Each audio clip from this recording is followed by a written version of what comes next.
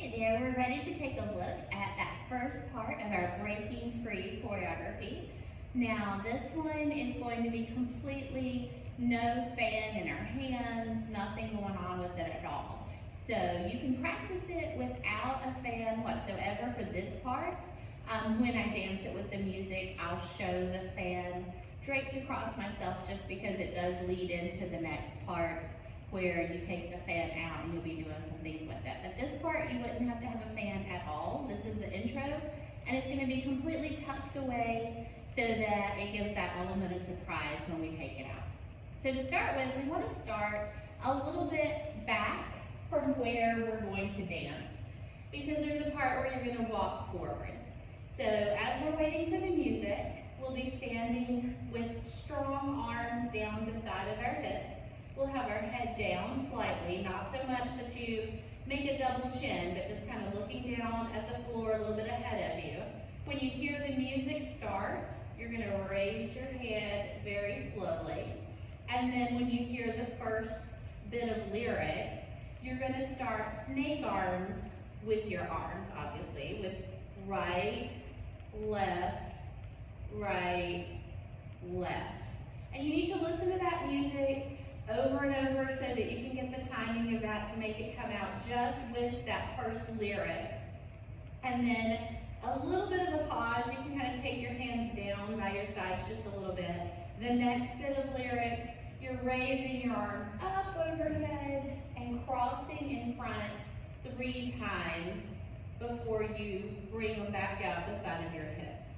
So again, you gotta listen to that music, because it's very just emotional, ethereal kind of music, and you want to try to get your timing of the snake arms and then that whole process with the arms to fit each little lyric that's happening there.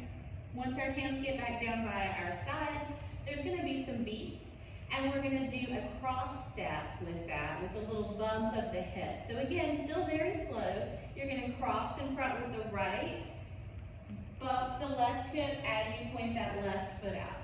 Cross with the left, bump the right, cross with the right, bump the left, cross with the left, bump the right.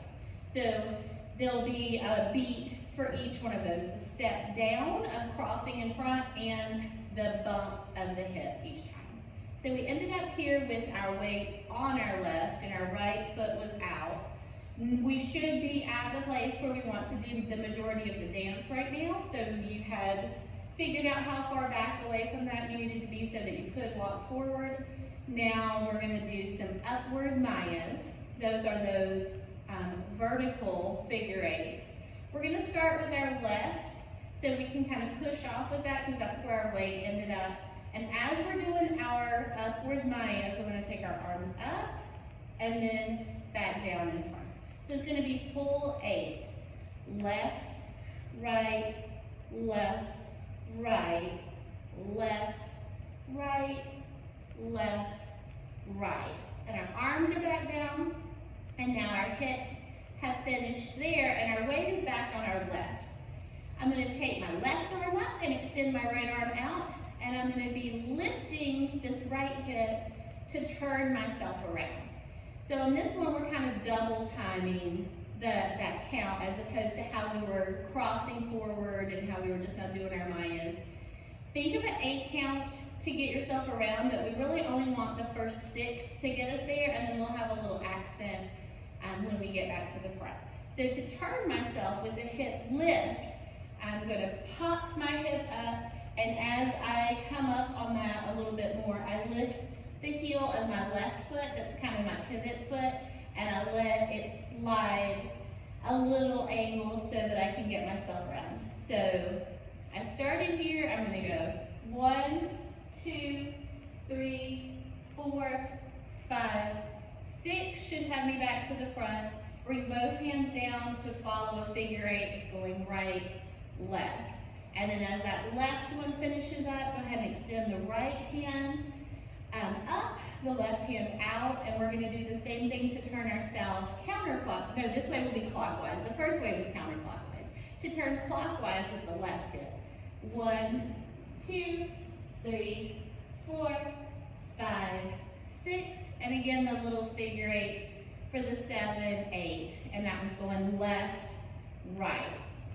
Now, like I said, you can do all of this without your fan, but knowing for the next week when we add in the fan, your fan is going to be tucked in the right side of your belt.